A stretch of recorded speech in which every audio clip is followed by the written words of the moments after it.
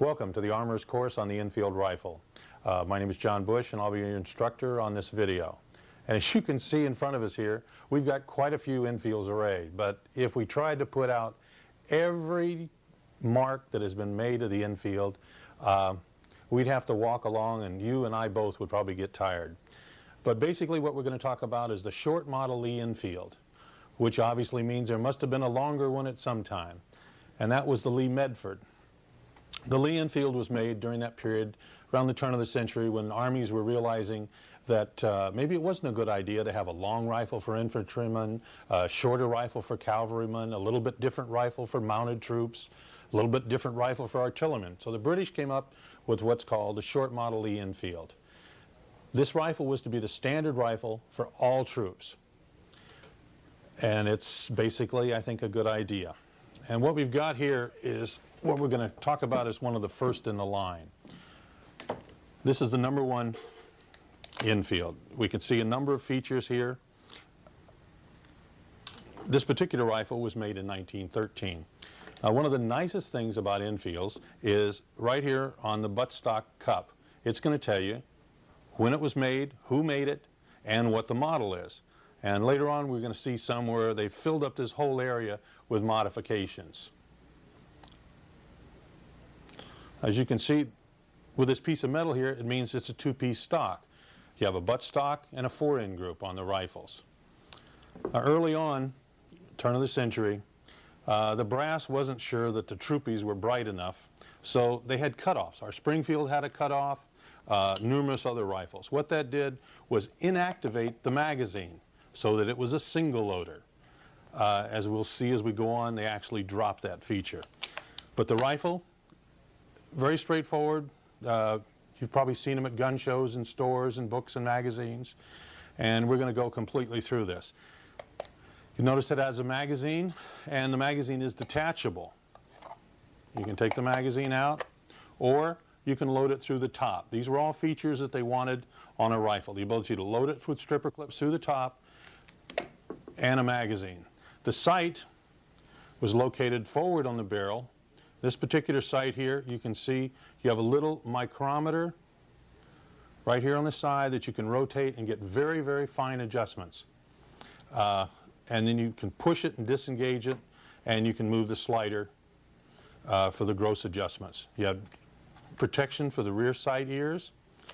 On the front sight was well protected. Now the shape of these ears, as you'll notice as we go along, are very distinctive. Different countries and at different times they've been made in all kinds of pattern. The heavy lug on the front was for the bayonet. The mount for the bayonet, you can see this whole big metal piece. Later on we're going to show you some distinctive colors that were used to designate different purposes, different reasons, different status of the rifles. They're a very robust design. Now as time went on, they started simplifying. This particular specimen, and again we can look right here on the side, it's going to tell us when it was made and the particular model that it is. Now you should be able to see the star, or an asterisk, whatever it looks like on the film, but it's actually considered a star. Now this one is different. You'll notice that we don't have the cutoff. This particular rifle was simplified. They no longer had the cutoff, so that by this time they had given up the thought that that was a useful feature. The sights still remain the same. The stock up, we still have the bayonet lug on the front.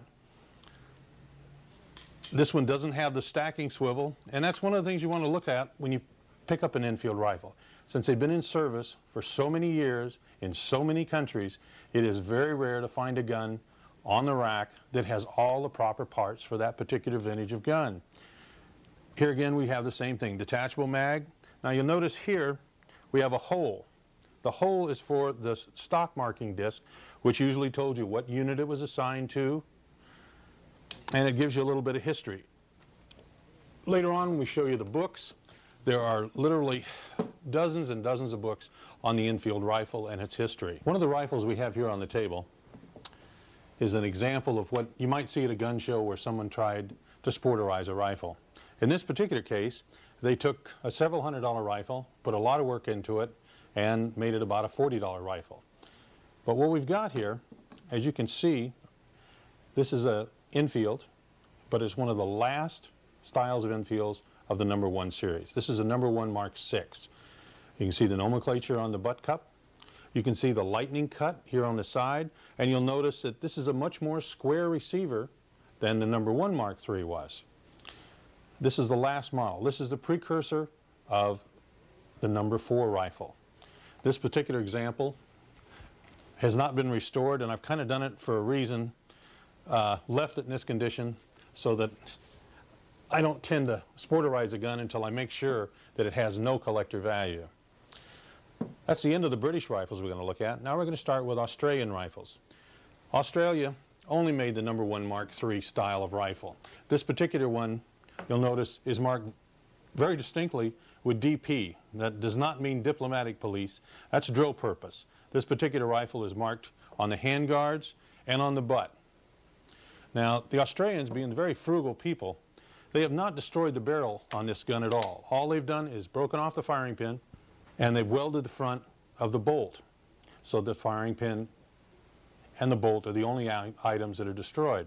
So in a situation where they needed guns, these could be fixed by armors in the field, and they would turn a drill purpose gun into actually a functioning gun. This particular example was made at Lithgow. You'll notice the wood is kind of a different sheen than the British wood. The sights are essentially the same.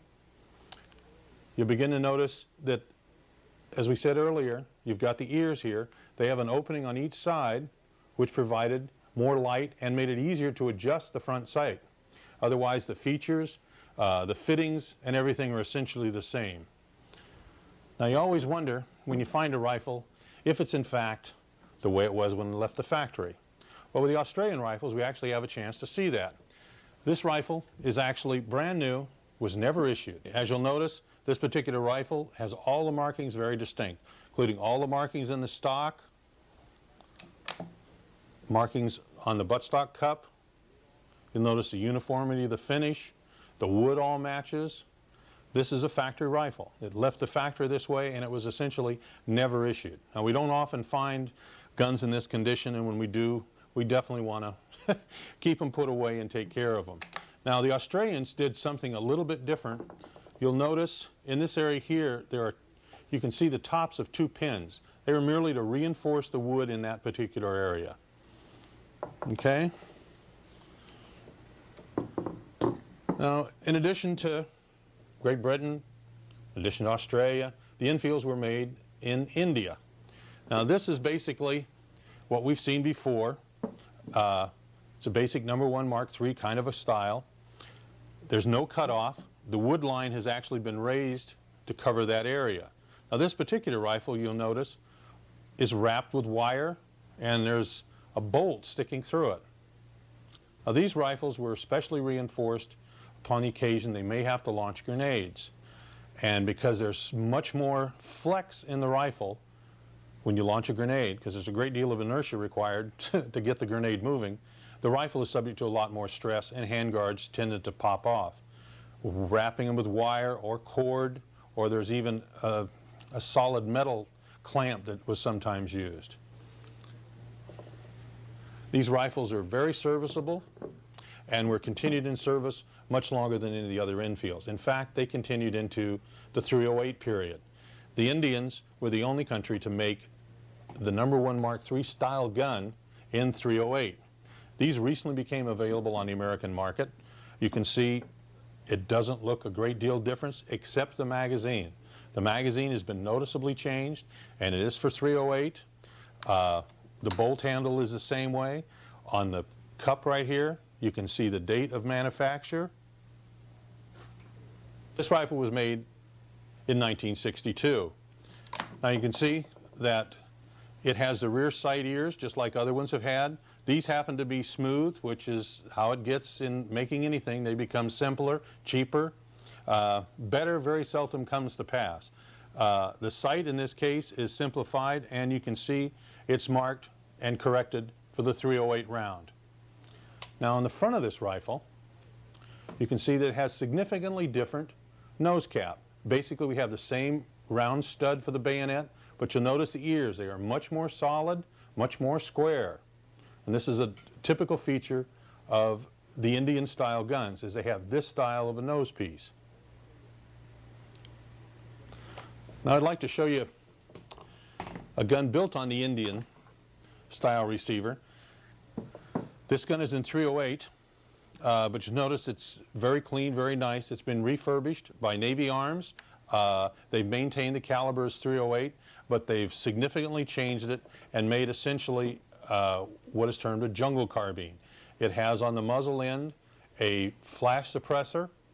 You can see the flash suppressor takes a different style bayonet. This has the bayonet has a large ring to fit around the flash hider. The lug, you'll notice it's almost like a sporting rifle as is. Later on, when we go to the actual number 4 series, we'll see the jungle carbine that we're more familiar with. This is a modern edition, but makes a very handy, very nice rifle in 308.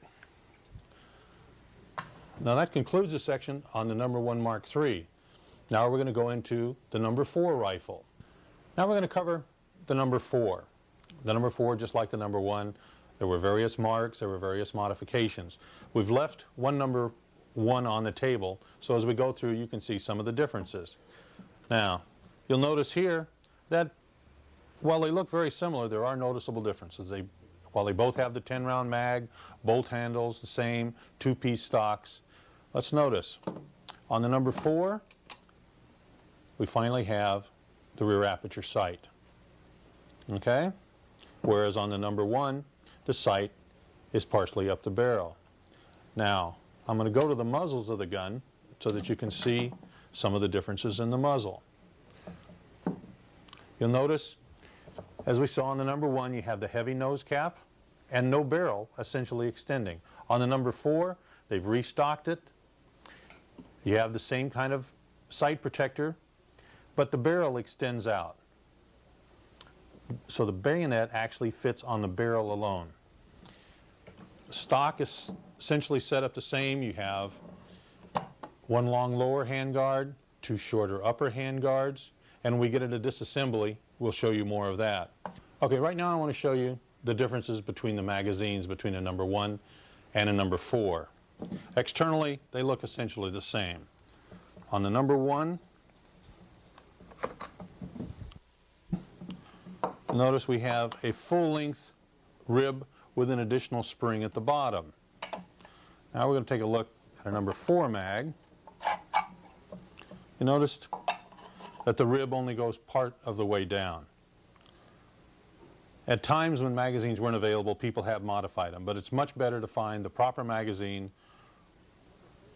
for the particular gun you're wanting. Now, on number 4s, there were differences in construction techniques. You'll notice that this one has 2 small raised dimples which are to assist in keeping the magazines from moving. But as long as you have got the short lug, it's a number 4. If you have the full-length lug, the magazine is for a number 1 Mark III or its many modifications. You may have noticed that the bottom of the bolt on the number 4 has a hole in it where the number 1 doesn't. Those are manufacturing differences, and you'll see that and many other manufacturing differences throughout the history of the Enfield rifle. Now,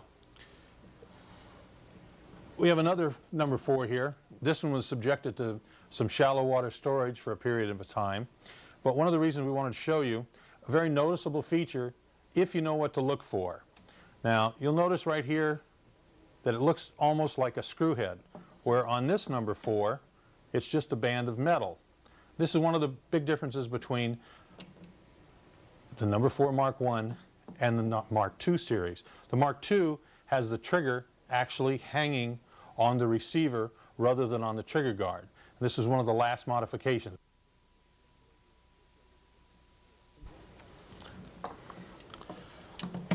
In jungle fighting, it was found the number 4 was heavy, long, entangled, made it difficult. They developed towards the end of World War II the number 5 rifle, also known as the jungle carbine. It had the flash hider that we noticed on the Navy Arms 308 conversion. You can see we got a short handguard on top, much of the barrel exposed. It's almost like a sporter, as is. You've got a rear butt that has a different swivel setup than the normal. Swivel comes off the side. In the back, it actually has a rubber butt plate. These are probably one of the noisiest rifles you're ever going to shoot. Now, just as we showed you in the number 1 series, something to look for at a gun show, well, here we have an attempt at sporterizing a rifle. In this case, it's a number 5, very valuable rifle. But what they've done is actually not permanently harmed the gun. They put actually a very nice buttstock and a very nice foregrip on it. But what it wanted to show you was it allows you to see the lightning cuts that are actually cut into the barrel on the jungle carbine. Everything was done to lighten this receiver for jungle warfare. Now, nomenclature on this gun is right up here on the side panel. Tells you what kind of a rifle it was, when it was made, and the factory in which it was made. Now, one of the things we want to talk about are sight differences and the confusion of number 4, mark something, and the parts. Now, you're going to find that many parts are also marked. Now, what we've got here are a collection of sights, and you'll see that we have Mark II, Mark III. That doesn't mean that it's for a Mark II or Mark III rifle. That is actually the designation or model of the sight. And in the case of the Enfield number 4, there are basically 4 sights. There's the sight we saw here, which is basically a little flip sight, which is very similar to what we had eventually adopted on the little carbine, the U.S. carbine.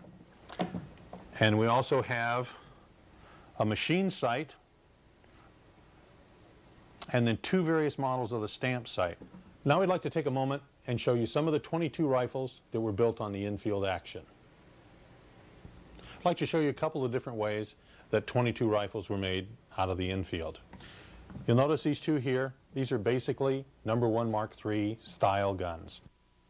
In this particular instance, if you look here, you can see that this gun was purpose-built as a 22 because it only has the nomenclature for a 22 rifle.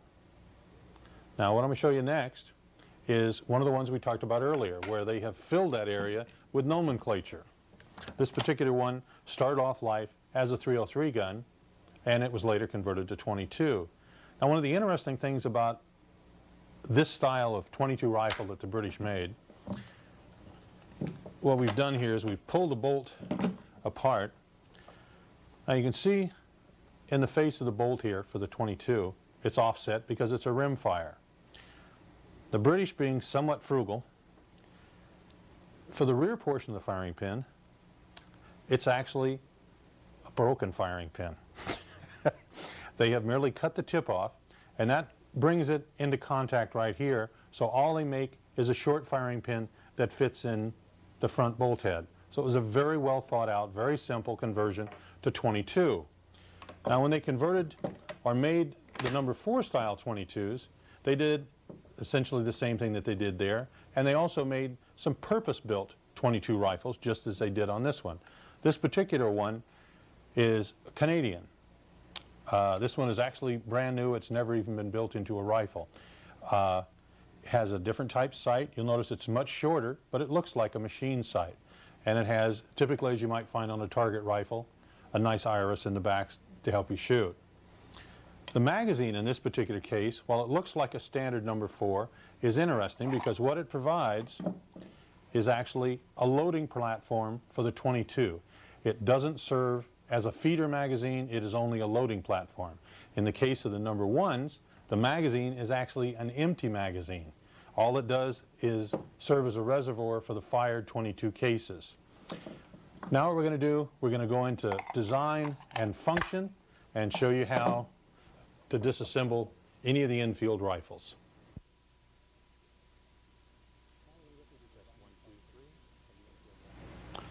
Now we're going to go through the design and function of the Enfield rifle using a factory cutaway.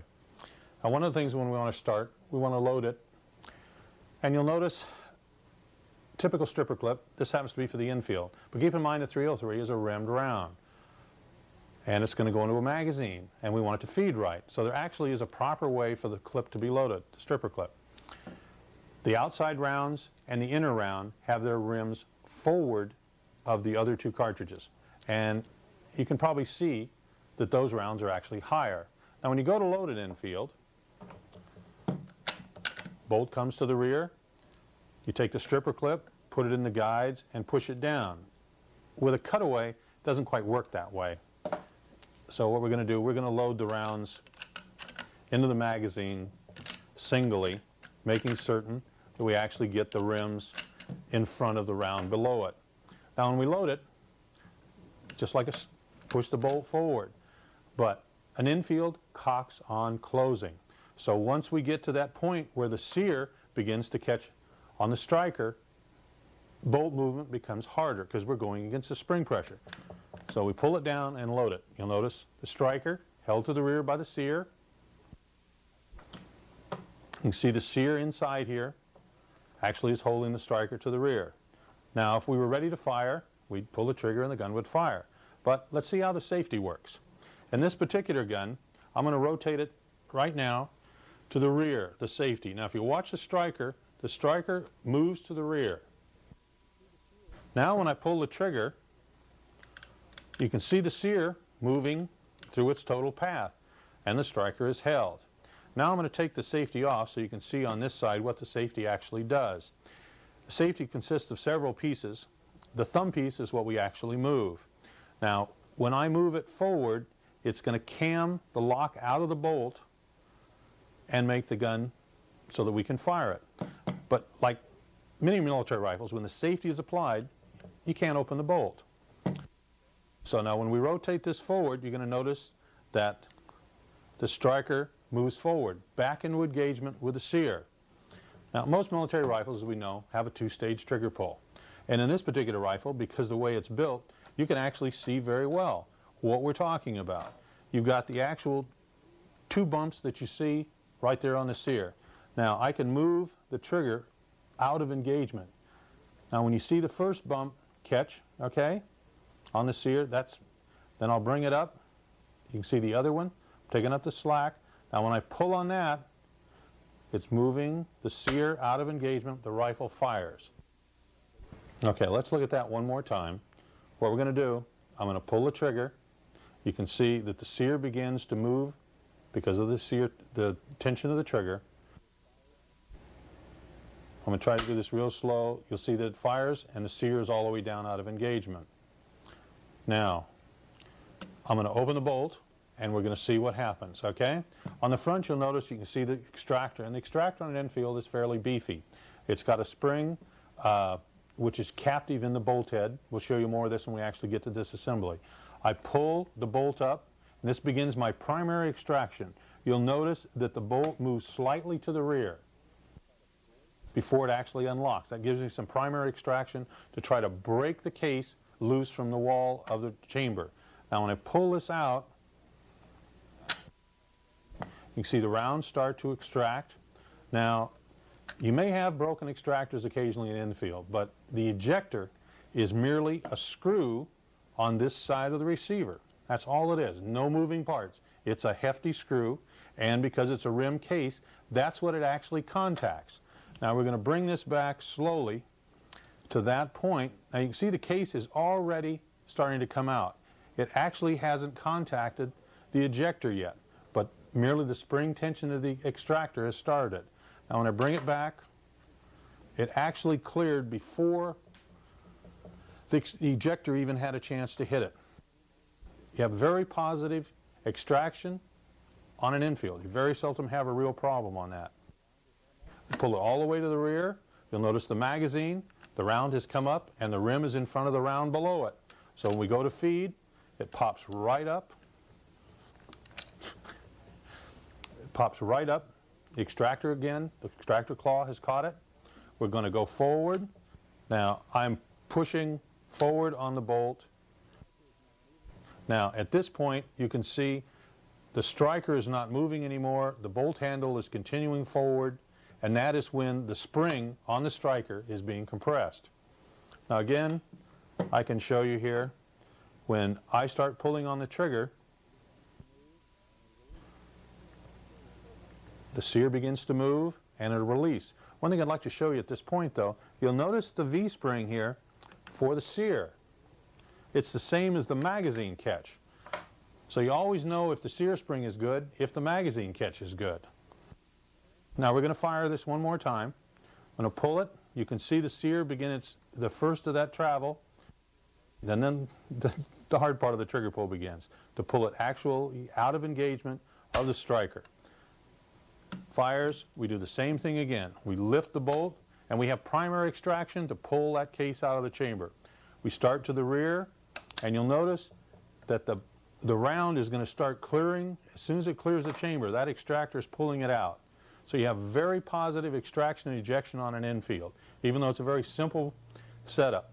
Let me show you a little bit more about the sear spring and the magazine catch spring.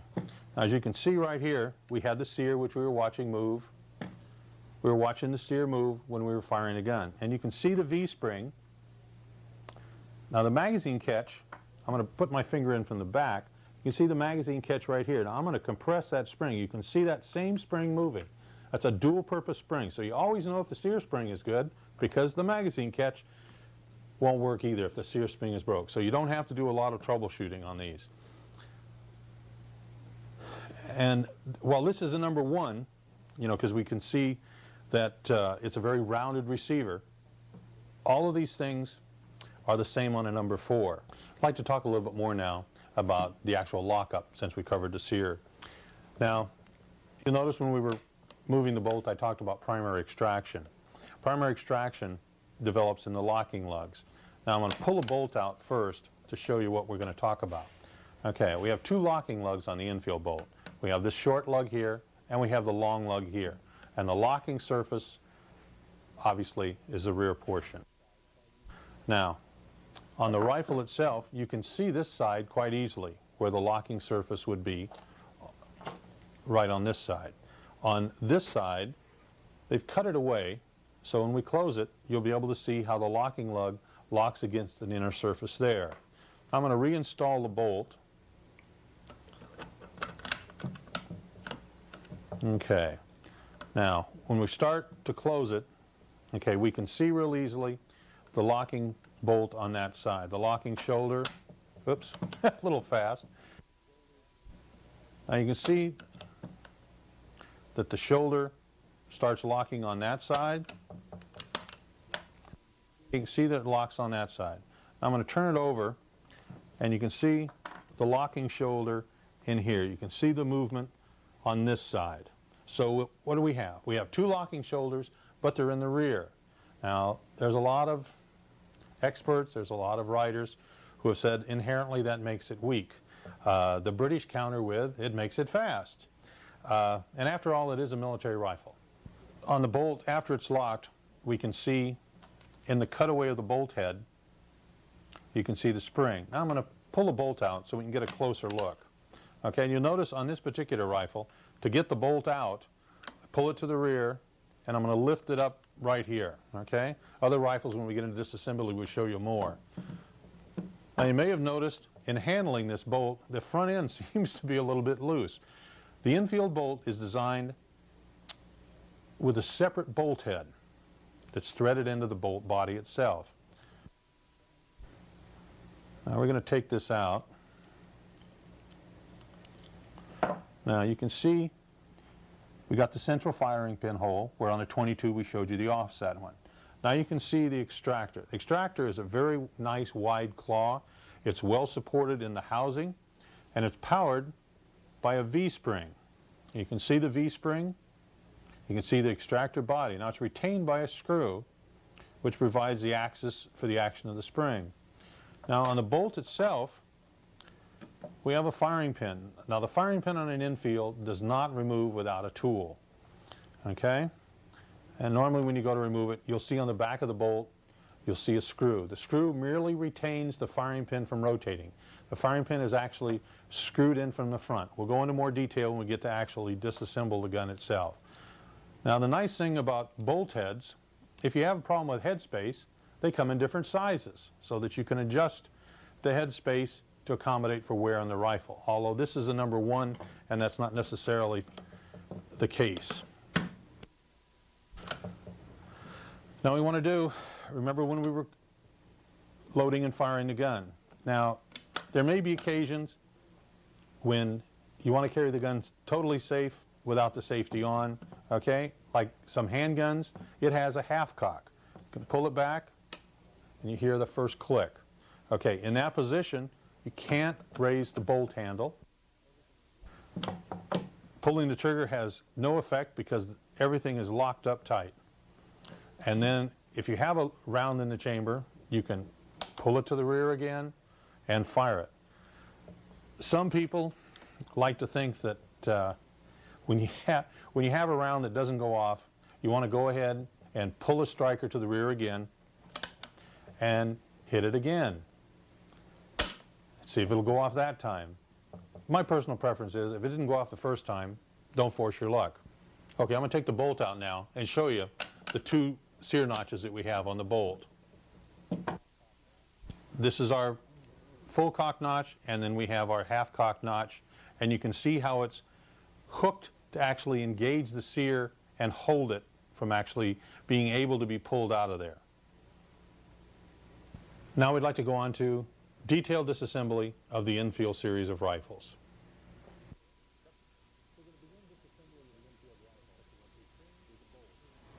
We're going to begin disassembly of the Enfield rifle with a bolt. Now, before we can start disassembly, we've got to remove the bolts. Now, we're going to show you the differences here between the number 1s and the number 4s. Now, you'll notice on the number 1, we have a spring right here which is in line with the bolt rail. So, to remove the number 1 bolt, remove the bolt. So the bolt head is at that position, and then at that point, we can usually just use our finger and pull it up. Then the bolt is fully removed.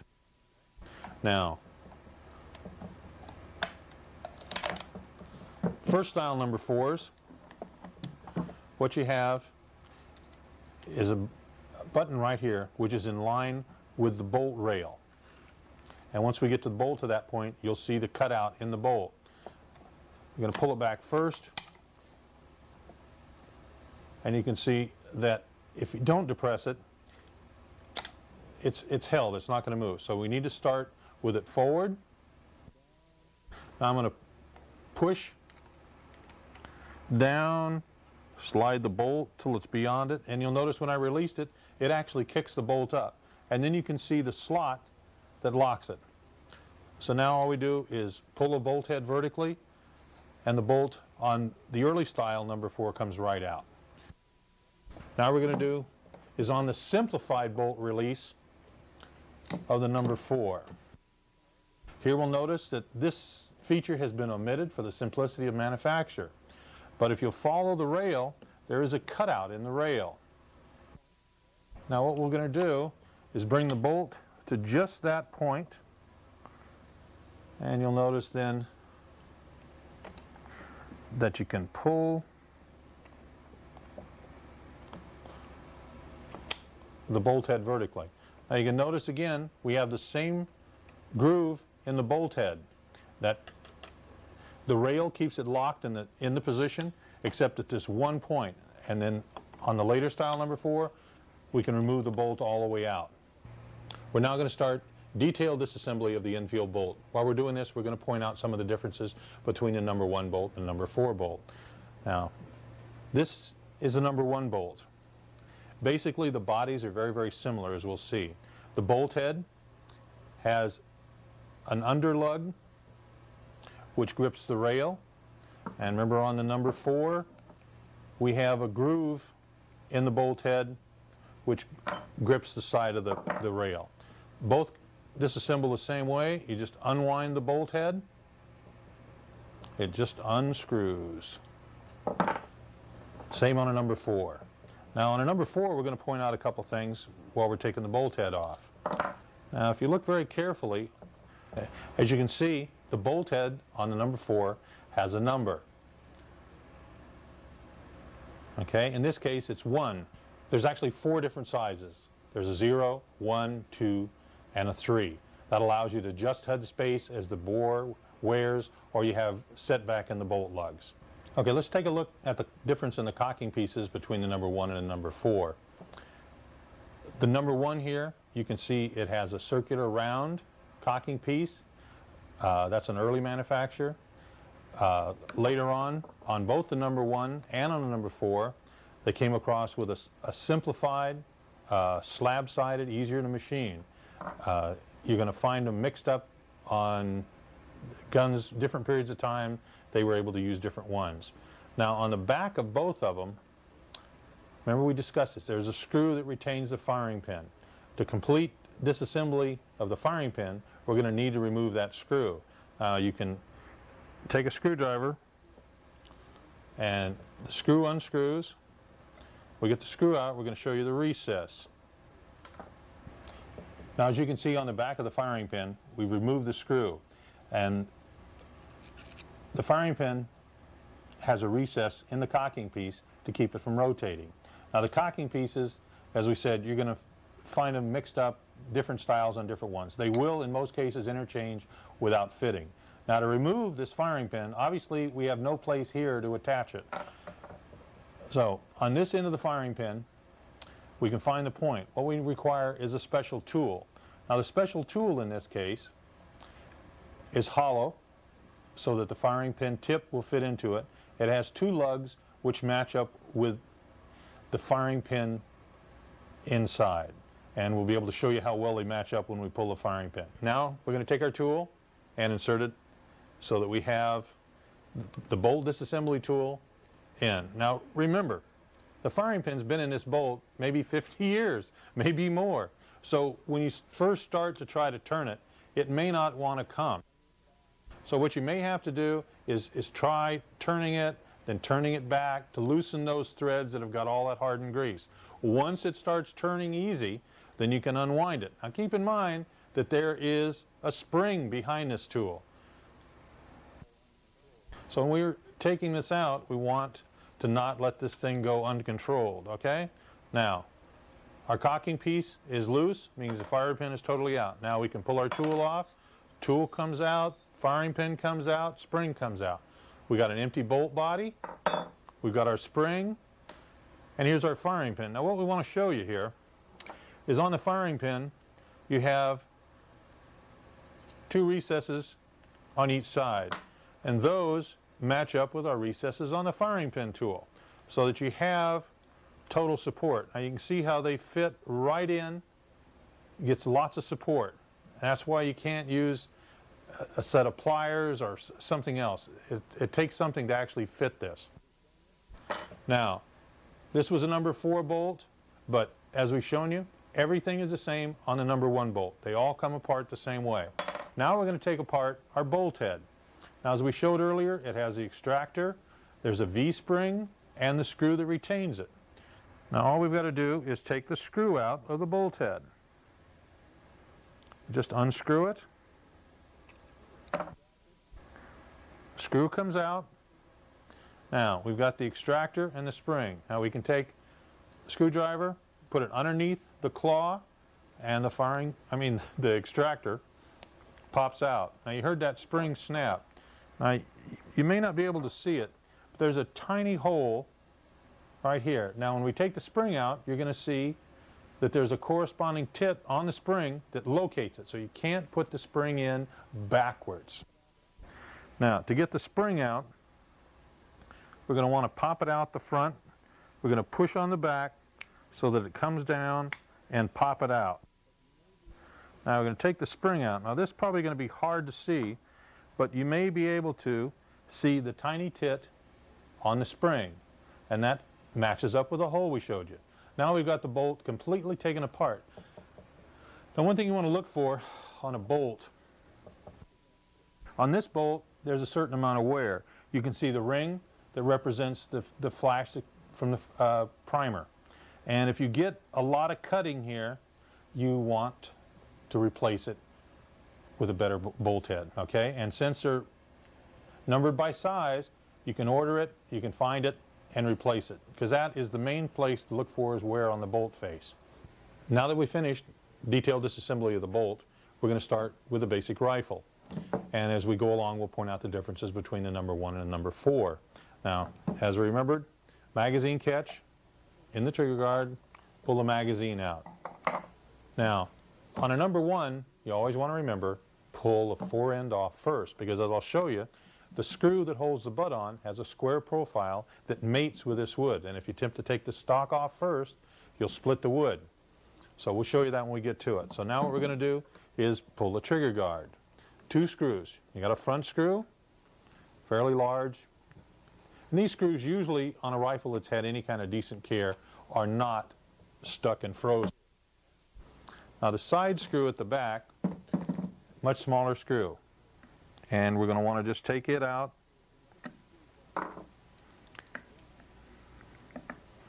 When you put these screws back in, they don't have to be hard torqued.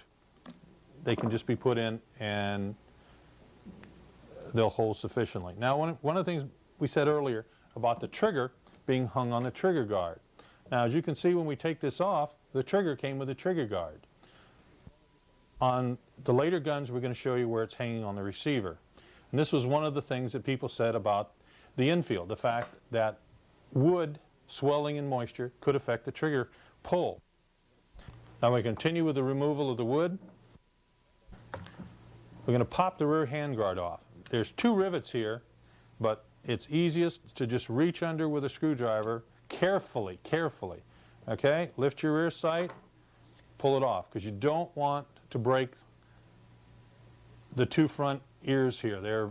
You can see the wood is thin. They could break easily. The clip is what you see with the 2 rivets, and that's all it takes, no screws. We can fold the sight down. Now we want to take off the sling swivels, which retain it, okay?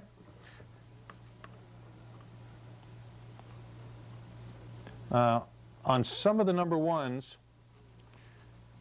especially early number 1s, some of the swivels were much more complicated just as a manufacturing process. Now you're going to see that what happens here is this doesn't have to be forced off.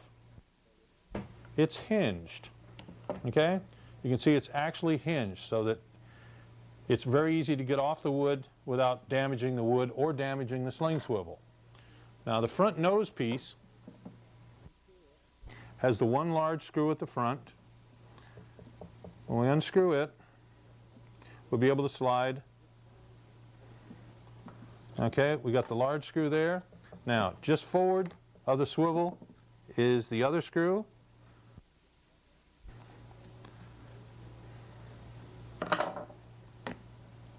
Okay, now the nose piece will slide off to the front. Sometimes, okay, this one came off quite easily. Sometimes you're going to find they're a bit difficult. Now you'll notice that there's a spring in the front right here. That spring helps to tension the front fore end for accuracy. Now what we've got is the top handguard, okay? The top handguard also has the 2 narrow sections of wood that go around the rear sight. Be real careful so you don't break those. Okay, now we've got the whole barrel exposed. Okay, now in removing the stock, we want to remove the screw here that goes around the front band, and I'll show you the band once we get the screw off. Now sometimes these screws are covered in grease and dirt and you don't see them. Now what we're going to do is try to work the whole handguard off. Okay, stock comes off. You notice that the ears come off with the stock. They're part of the stock. Now we can set the stock aside. You can see all the grease that was kind of holding it. But what you've got now, you've got the ring that front screw was attached to. As you'll notice, the sight stays on the barrel. Okay? Now, in this one, we really can't see that the screw came through at all. And later when we're going through gauges and tools and the books, we're going to show you the gauge that actually measures that. But this one, it doesn't stick through at all. Now to remove the butt, you need to open the butt trap in the back. We'll give you a little more detailed look at that.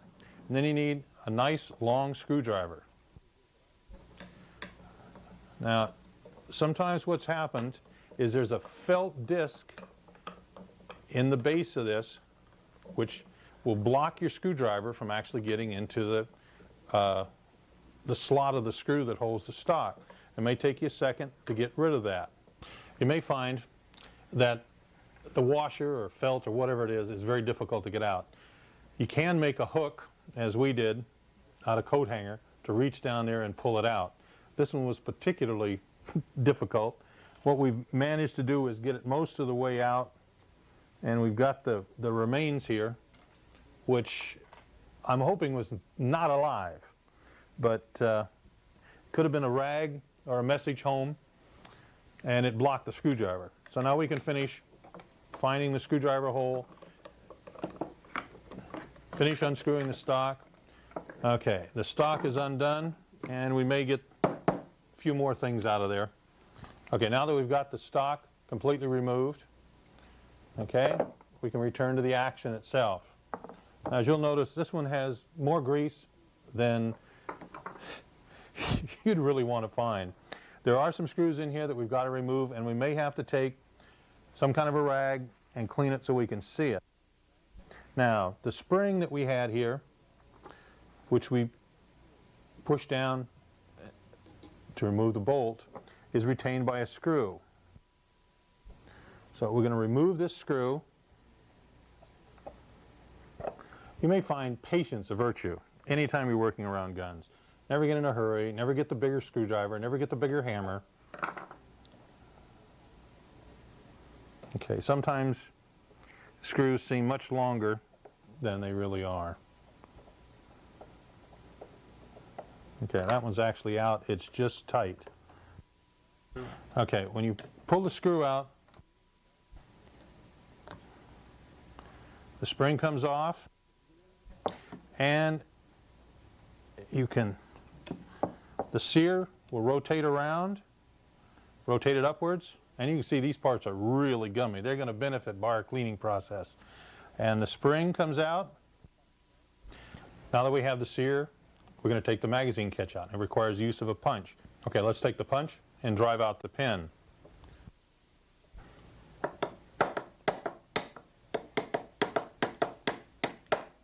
Okay. Now, the magazine catch comes out, and the pin, we can leave it right there. It's not going to go anywhere. Now, this is the difference. On a number 1, you may well have a magazine cutoff. On a number 4, you're not. So this step, you're not going to find it on a number 4. The screw is buried right up here in the front. You can take the screw out. There's no spring. It's just there's a bump built into the hold open, the cutoff itself. Okay, now some of these are easy and some are not. Again, don't get too forceful. You can work it out. Remember, these guns have been together for probably 50 years. Now, as we can see, we've got a bare receiver except for the safety. Okay? Now, safeties, you're going to have different styles. Now, this is a number 1. We have the screw at the bottom, and the spring retainer goes up and provides the tension on the safety. Now, the screw, let's clean that slot just a little bit to make the screw work better. Screwdriver. Now, see, we didn't cheat and take a clean gun to begin with. We wanted everybody to experience the same amount. Now, the screw comes undone. Now, we'll show you later, but if you can, when you pull this out, keep the parts together. The spring comes off. Now, you've got the safety. Now, we're going to pull it directly out. I'm going to do that again so you can actually see that I don't move it around. The shaft sticks up, okay? And you just take, usually they'll come out easy. You can just take your fingernails and pull them out. Because when you look, you can see there's a threaded shaft here that this rotates on. And what you want to do is you don't necessarily want to take this apart. Because once you take it apart, it's on a thread, you got to get it right back to the right place so it ends up in that spot. During assembly we'll show you, but if you leave it together it's not a problem. Okay, that completes disassembly of a number 1. Now the difference on the safety I'm going to show you right now with a number 4. Now on a number 4, it's basically the same internally, but the spring location is different. We're going to take it apart the same way. We take our screwdriver, take this retaining screw out,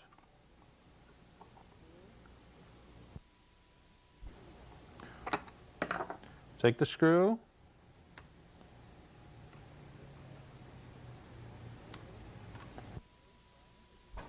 now it has a spring plate also, okay? Take the spring plate, and now when we pull these parts, they're going to be similar. We got the same eccentric on a thread, and if we pull that all the way off, when we put it back together, which we'll show you during disassembly, you got to do it so that when you go to put it back, it's installed right so the safety functions as a safety. And those are the only real differences between a number 4 and a number 1. On a number 1, remember, we took the forearm off first. On a number 4, it's not necessary. You can remove or tighten the buttstock because the screw is not set into the wood to prevent it from loosening. You remember on the number 1 that the sight is up on the barrel. On a number 4, it's on the receiver as we showed. Okay? Now, when you look at this, you can see there's a slot in that, the axis pin for the rear sight. It's not a screw. On this side, you can see there's a tiny pin. The pin is driven out the top. Then the axis pin can be removed. It's not a screw, even though it has a screw head.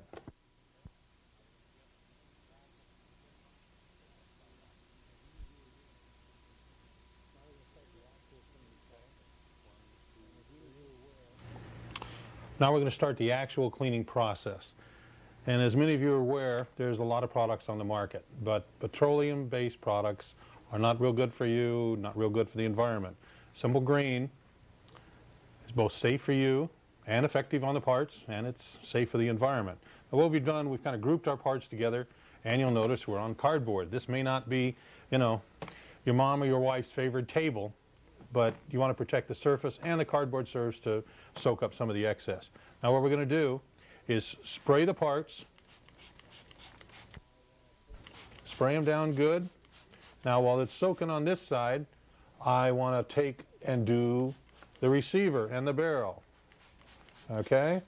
Now I can come back, I can rotate these parts, jumble them up a little bit, try to make sure I get the other side. Okay? We're going to do the same thing over again. I want to spray these parts on the other side so it's working while I'm doing something else. Okay? Now, just like on the barbecue, I'm going to rotate that barrel and receiver. Okay, I'm going to spray this side. I want to spray the inside. You know, those people who think he's getting that gun wet. Well, you haven't seen anything yet when I rinse it in water. This is kind of a nice activity you can do outside in the sunshine too. Get a little sun. Now one of the things we're going to do is strip the magazine. I saved this till it was kind of a little bit cleaner. One of the reasons that they adopted the Enfield was the earlier guns, the magazine was not easily dismountable and caused problems with the troop. This one, I'm wet, the fingers are wet, but notice I just push the rear of the magazine down, the front clears, comes out with a spring and everything. And I did that with wet, slippery hands. So you can imagine how much better this was than the old way when the magazine was not easily dismountable. Now let's take apart, I've got my brush here. I'm just going to brush a little bit. It's not a lot of work. Now actually you can begin to see the outline of the metal underneath the grease, okay? I can rinse this part, and even though my hands are a little bit, you can see this stuff actually works. The part is clean, and it feels clean. Now what we're going to do, because this is going to take a little bit of time, I'm going to clean these up, and we're going to take a little off-camera time, finish cleaning the stuff up, and get it ready for reassembly. Now that we've got our parts all cleaned, We made sure we dried ours, but you need to make sure you dry yours with a hair dryer or in the sun or in an oven. And in addition, we treated the wood. What we did, we actually cleaned it with the simple green, but what I like to do afterwards, you can see that the wood looks basically dead. What we generally use is, I hate to use trade name, but Scotch Liquid Gold. It's a polish, but it's, I don't know, they should subtitle it, it's really great for guns, but they don't. Now what we're going to do is lightly spray this, and I'm going to back it up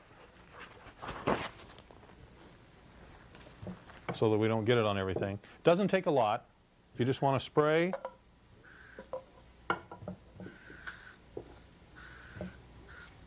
Okay, then we're going to come back and just wipe it down. And it gives to the wood a fit and a feel that's, it makes a neglected gun look an awful lot better.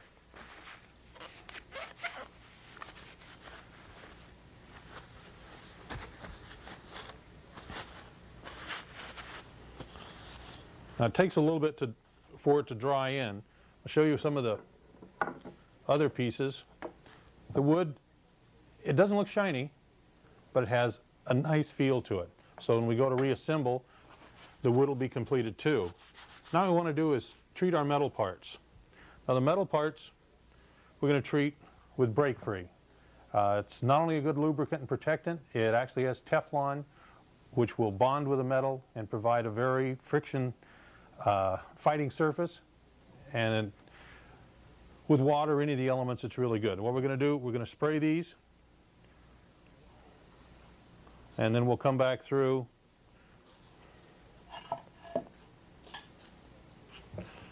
and take care of them. Now you'll notice we got 2 bolts on here because we're going to go through the assembly on both styles of bolts. Okay, now we can let this stuff set for a while, and then we can start into the detailed assembly of the parts.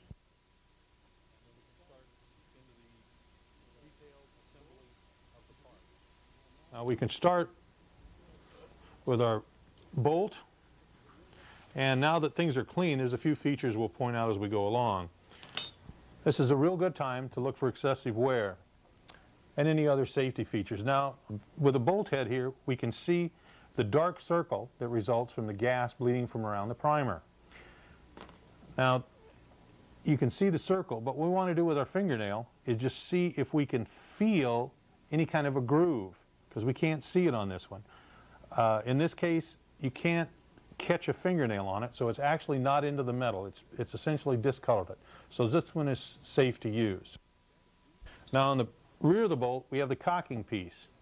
And remember, we have the deep half-cock notch. We want to make sure that that's intact so that it'll hold the sear. Now what we can show you here is that that sear actually catches in there, and it would be difficult for it to come out as long as you have that lip on the bottom. Firing pin, we just want to make sure that it's got a nice rounded tip, and we can rotate it on our finger. There's no burrs, so that one is fine. Now we can start with the bolt head, and remember when we had the bolt head, we talked about the tiny hole here on the outside and the corresponding tit on the spring. Now when we install this, that's what we want to do. We want to get it so it hits in that hole, okay? Now the extractor, you want to make sure that the claw is good. Now you can see that this is a fairly wide claw, okay? It's not really prone to breaking, but you want to make sure that it's smooth on the front. Doesn't hurt to just rub it over your finger. There's no burrs, and you've got a good surface so it'll slip over the brass cartridge case. A little more about the extractor. You want to be careful to take a look at the angle of the hook. When it engages, remember it's under spring tension, so it's going to want to move against the case. And when it moves against the case, you want that angle to be positive so that it actually bites into the case and assists case extraction. So now we're going to assemble it into the bolt head. Now sometimes like lots of things in life, sometimes they go easy and sometimes they go hard. Now we can get the spring in and we can work against our cardboard. And the spring popped out. Okay, let's try that again. We've got our spring in place. We can rotate the extractor up into position, feeling it back in there because we don't want to move the spring from its position, okay? Now, it snapped right in. You can see how far up the spring actually comes on the extractor. Now, we have our small screw. It drops through the axis hole in the extractor. And we're going to screw that screw in.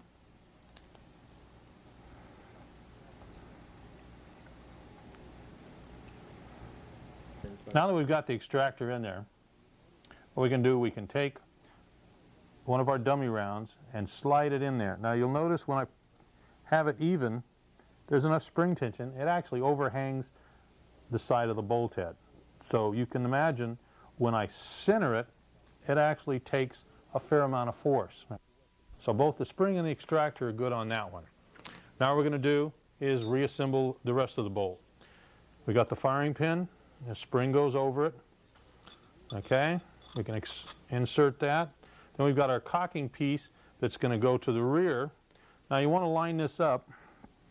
You've got a tab on the cocking piece itself, and it's easy. If you just work it in either one of the slots in the bolt. It doesn't really matter while you're assembling it. But you want to get it in there and hold it so that you have a fairly straight shot for the firing pin. We take our tool again and okay, as it threads into the cocking piece, okay, we want to run it in. But what we're going to want to watch for on the rear of the bolt, you can see the firing pin beginning to seat. Now what we want to do is bring it around so that we have the clearance cut for the screw that retains it. Now here's our screw.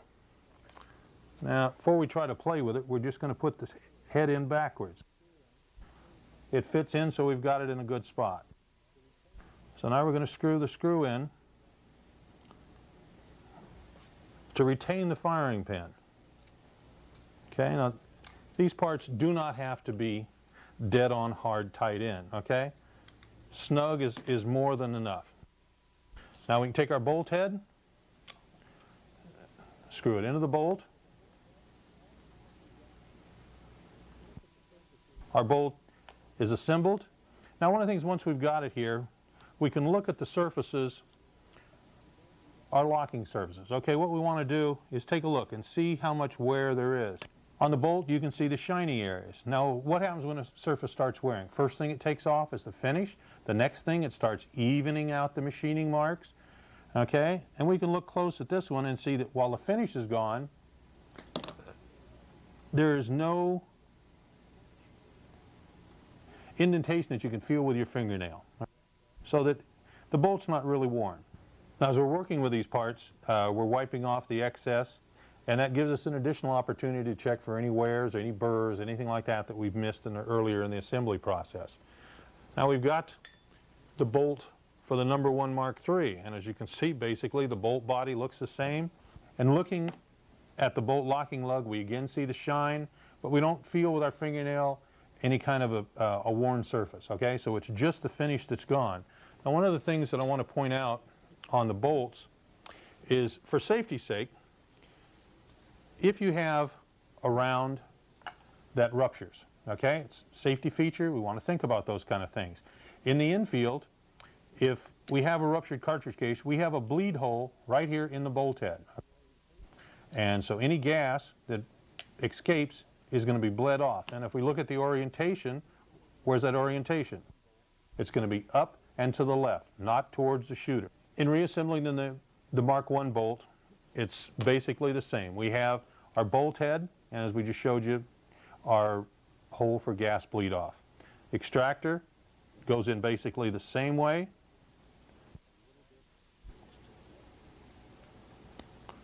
Sometimes the springs are a little bit stiff.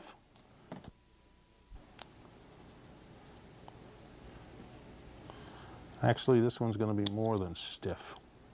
Just as we did on the number 4 bolt, on the number 1 bolt, once we have the extractor in, our screw goes through the axis hole and through the extractor. Then we can tighten it down.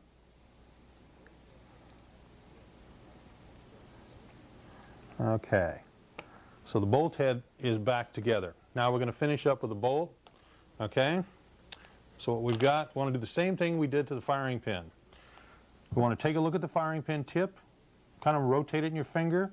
If there's any burrs, you should pick them up no problem.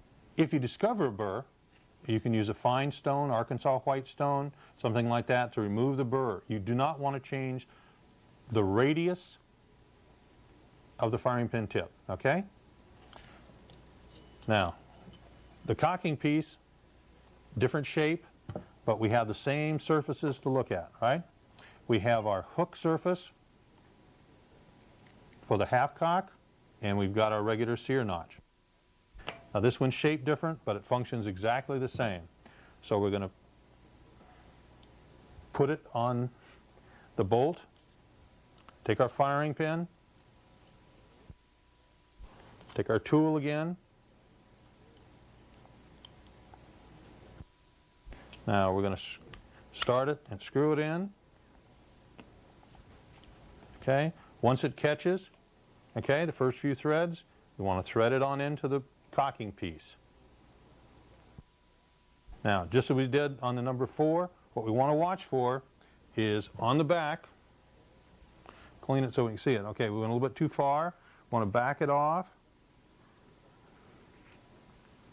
I think right about there, okay? Now, we're going to check it again with the head of the screw. Head of the screw doesn't quite go in. We want to turn it just a hair, okay, till we can get that screw into the recess, okay? Screw goes into the recess. Now what we're going to do is put it in the correct way and tighten it down. As you can see, this particular screw here is kind of buggered a little bit. I would tend to go to the parts bin and replace it or stone the edges so that it looks a little bit better. Okay? Just as we did on a number 4, we finish assembly by threading the bolt head into the bolt. Okay? It just threads right in. So now we've got the bolt for the number 1 reassembled.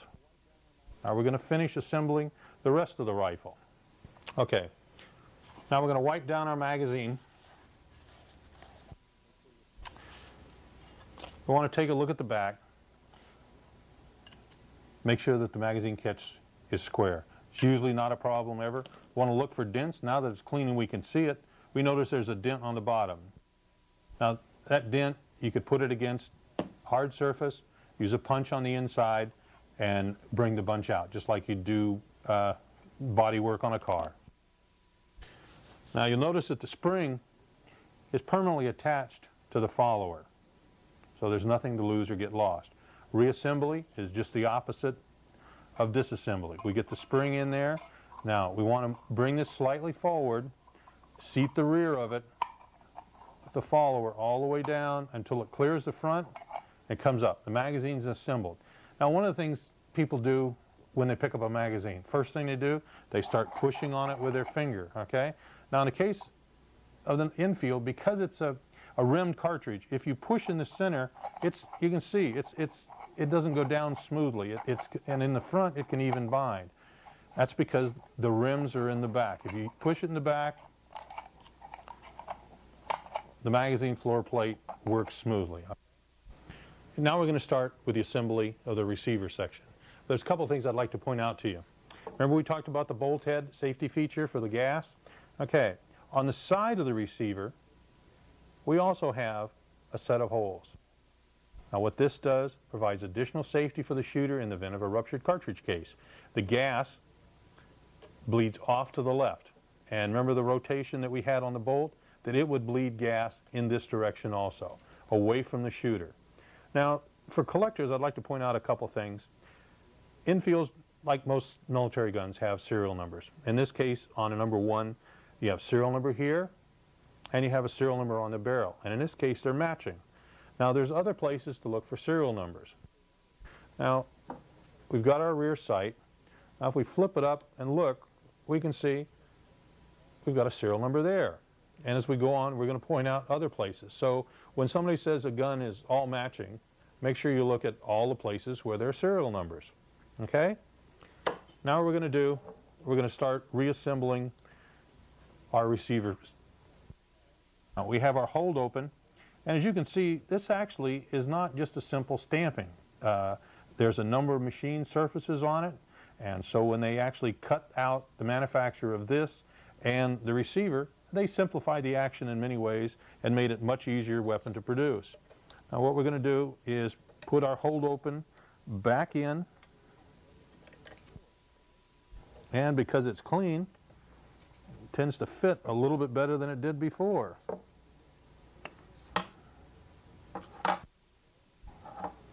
Now we've got our hold open screw. I'm going to fit that through our hole.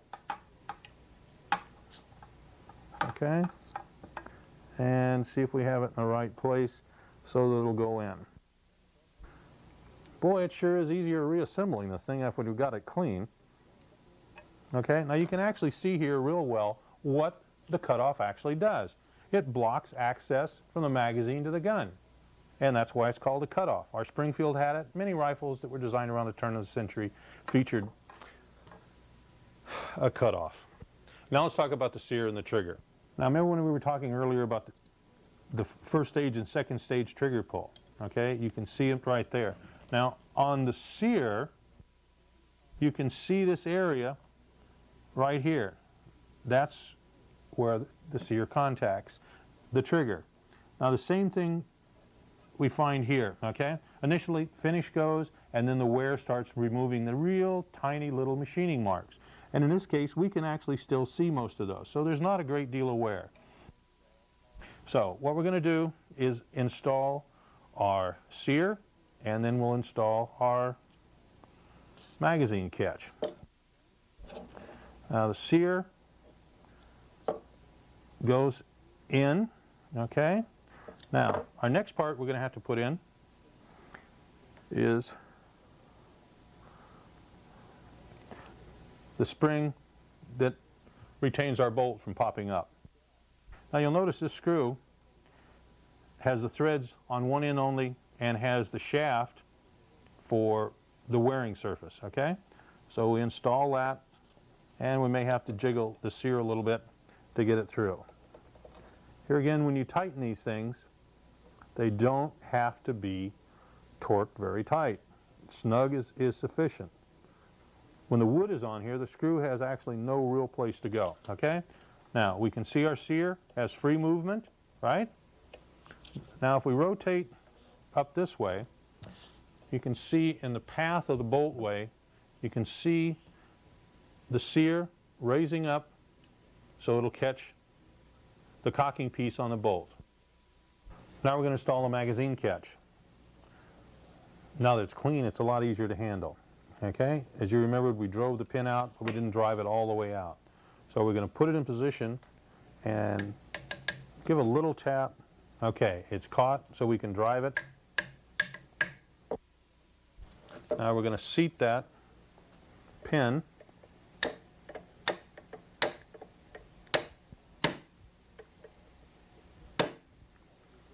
Okay, we've got the pin done. Now we're going to install the spring. Now what we've got is our spring that powers both the mag catch and the sear. Now you can see there's two ears on the mag catch. Okay? Now those correspond to the cuts, the one right here in the mag catch and the one we showed you earlier down on the sear. Now we're going to take our spring and install it. Now to get it down in there all the way, we're going to slightly compress it and rotate it down till it catches on both sides. and we'll square it up. And what we've got it engaged in the front. So we've got magazine catch action. Now on the sear, same thing. Sear pops up. So we got that installed, okay? Now the next thing we want to do is install the safety. The safety consists of a number of parts. We have the actual thumb piece. Now this one is this shape. You're going to find them this shape. You're going to find them with holes in them. You're going to find all different kinds of shape because different countries built them different ways. Now on the outside shaft here, we have the seat for the spring. Now you can see it's got two notches. Those two notches match up with the notches on the spring. So when it goes over, those line up and retain the spring. Now on the back side, we have a rotating cam that moves because it's on a thread. When we move the thumb piece, it rotates and moves, okay? Now let's see if we can do this without my hands in the way. So when it moves, okay, you can see that it comes away and moves in on the gun. Now when I install this, we want to put this in and catch. Okay, now what we're going to do, we should be able to see when I rotate the safety to the rear, okay, two things are going to happen. You're going to see the catch here on the bottom. You can see that when I rotate this, you can see the catch comes up. Now that engages in the cocking piece. Also we have this, the cam surface comes out. See how it's going to protrude through? Now we're going to install the spring. Now on the spring, remember we talked about the two surfaces there that contact each other. They have the mating, you have the slots, and these tits that actually engage in those. Now all we're going to do is screw this on.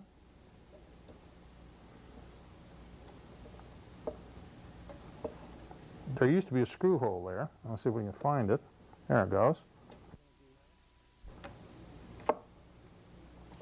Now, what we're going to do is see again, when I put the safety on, you have the cam surface coming through. Now when I put the safety off, that surface retreats out of the pattern of the bolt. Now when we put the bolt in, we're going to go through that again. Now we're going to assemble the wood to the receiver. Now one of the first things we want to do is in the front handguard, right at the front, there is a spring and the bearing for the barrel. Now you can see the spring sticks through on this side. Once we put the nose piece on, that spring will tension this so that you have tension at the front of the barrel.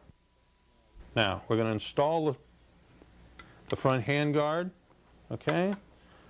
Now we're going to go down, we're going to install the front handguard, slip it on. Now I want to make sure that that band right there is lined up. Okay.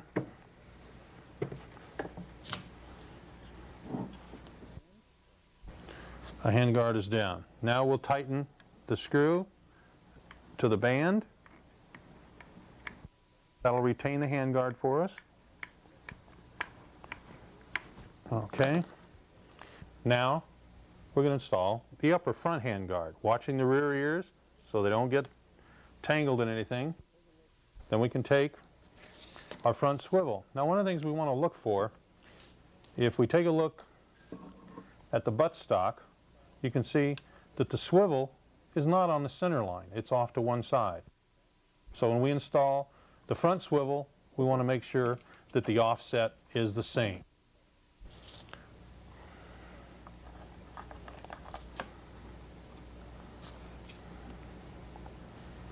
Okay, we got the handguard on, and now we're going to finish tightening up the front swivel.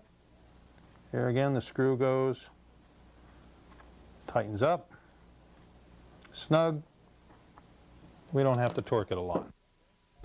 Now we're going to install the nose piece. Now, the nose piece has a serial number on the front of it. So when you look for an all-matching gun, we've seen 3 places. Now this is our 4th place where the serial number is. Now, it slides on. Now, we're going to install our screws. We got the one screw that goes through in the front. That goes through. Want to tighten it down.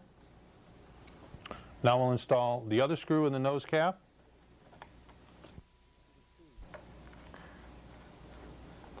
Now, one thing you'll notice here, you can see how much original finish this screw has, because there's hardly any way for it to get in the way or get worn. Where the front screw is out there way beyond the rest of the metal, and it gets the finish knocked off fairly quickly. Now we're going to install the trigger guard. Now, when we talked about the number 4 rifle, we talked about number 4 Mark 1s that have the trigger on the trigger guard. On the number 4 Mark 2, the trigger has been moved from here onto the actual metal of the receiver, okay? Now, trigger guard, basically, when you install it, we've got the trigger that sticks up on the inside. When we come in, we want to come in behind the sear. And it just, if you do that, it pops in no problem. We've got the front screw. Want to install the front screw on the trigger guard. You can screw it in.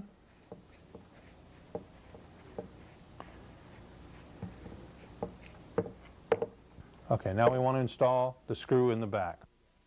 Take the screw, and we may have to jiggle the trigger guard a little bit to get it in. Get it through.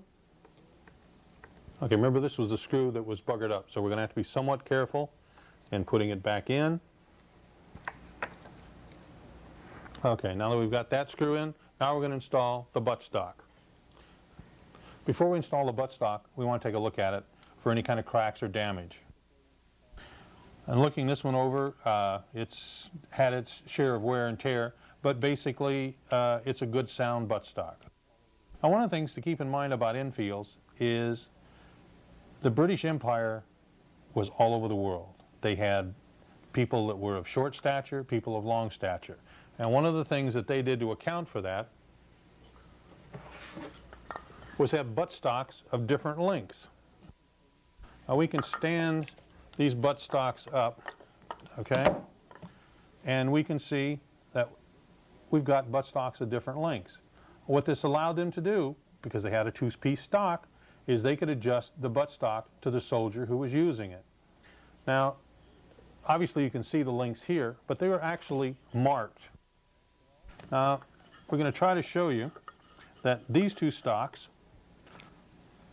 L, that meant long, and S meant short. Now, there were also a stock actually shorter than that. It was called a Bantam, and there were stocks that were in between these 2, which were normal, and there was a stock that was extra long. And those stocks primarily used in Canada. Now we're going to install the buttstock back on our rifle, okay? Fits in. Now, it's going to be a lot easier to reinstall this one because we dug out of the butt the washer. Now, when you're doing this, you want to make sure by feel that the screwdriver is actually going to engage that screw slot, because what happens if you're not careful is you can get your screwdriver in, but it's off to the side. So when you start twisting, you're actually twisting against the wood, and you take a chance of splitting it right in here. You want to keep in mind while you're tightening up the stock that you want to keep that screwdriver in the slot, and if you feel it getting near the wood, you want to stop because it will split it, okay? Now, one thing you find a lot of times is that that screw gets bent so that you get hard and soft, okay? It's easy and then it gets hard again. Now, we've got the stock on there, and it's on and it's tight. Now, one of the things that we found out on this gun, once we got it cleaned, is on this side we can see that the gun was made in 1931. Now on this side, the same area, we can see FTR 1931. So this gun actually went through a factory rebuild in 1931. Now the reason that we waited to put this top handguard on is because the ears are extremely fragile, okay? So we want to give it the best chance to get on there. So we're going to lift the rear sight up to give us plenty of clearance. We're going to slide it on till the wood matches in the front. And then we're just going to snap it down by hand. And you probably heard that. So now we've got the rifle reassembled with the exception of installing the bolt. Now one of the things we wanted to talk about was the safety. We're going to do the safety checks on the gun, okay? So we're going to install the bolt. Remember, we bring it to the bridge, we rotate the bolt head down, it snaps over the spring, then the bolt can go forward. Cocking on closing, okay? Now what we're going to do, we're going to apply our safety. We're going to apply the safety, and we're going to watch that the bolt, the cocking piece goes back. Now I'm going to pull the trigger, nothing happens, okay? That's the way it should be, right? We're going to try to raise the bolt, the safety's on, the bolt won't come up, it's locked. So we're going to take the safety off, fires, that's what we want. Now we're going to check out the half cock. Pull it to half cock. Again, now what happens, you can see when I pull on the trigger, okay, you can see the bolt moves down at the back, up at the front. So that notch in the cocking piece and the sear, they're in real good engagement. Now, can't raise the bolt, the gun is nice and safe. I can pull it back to the rear. Now, a question often people ask is, well, how do I let the firing pin down rather than snap it, okay? On an Enfield, when you're bringing it forward, okay, pull the trigger. Do you see? Pull the trigger, drops right in. Didn't snap it, didn't do any damage, makes you look good. Now, that's the gun, it's all reassembled. And we learned about the different lengths of buttstocks. That's why when you look at a rack of Enfields, they're up and down, okay? Now what we want to do is install our nice clean magazine. Magazine pops in. Now, some of you may have been wondering, what's that ring for? Well, that was back in the days when they didn't trust those soldiers, right? So they had a ring so you could chain the magazine to the gun. Now that we've finished reassembly of our clean rifle and we've done some inspections that don't require gauges, now we're going to do some inspections that we require gauges for, okay? Now, headspace is one of those things that we need to look at, okay? Now with a 303 rifle, remember, that's a rimmed round. So our headspace gauge is going to be slightly different. The gauging surface on a rimmed cartridge is actually the rim. That's why this particular gauge doesn't really look like the cartridge.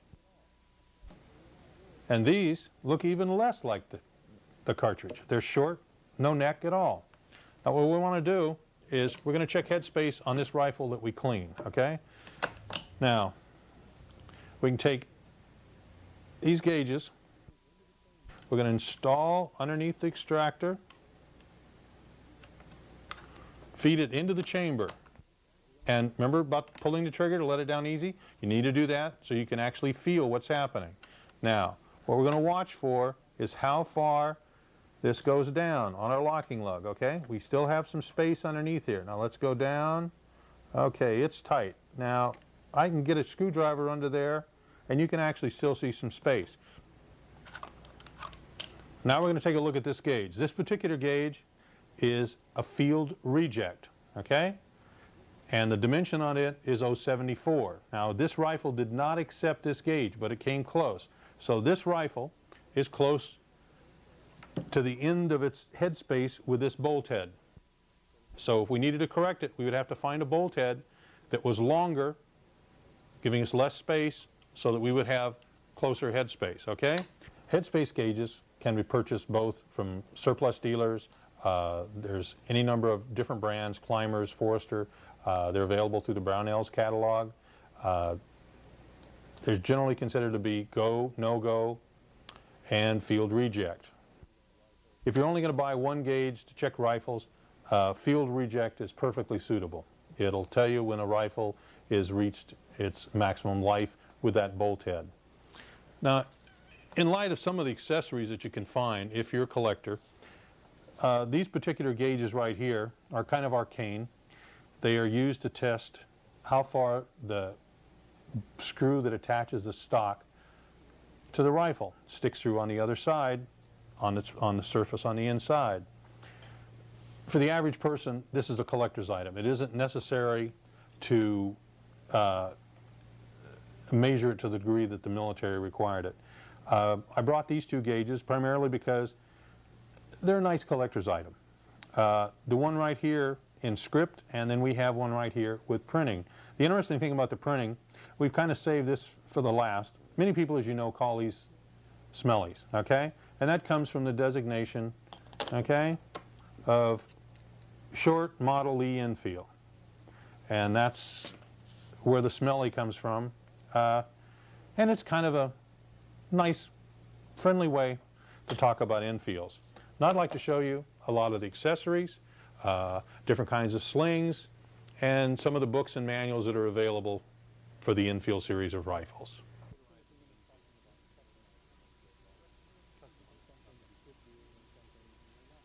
We want to spend a few minutes talking about customizing the Enfield rifle, and some things you should do and some things you may not want to do.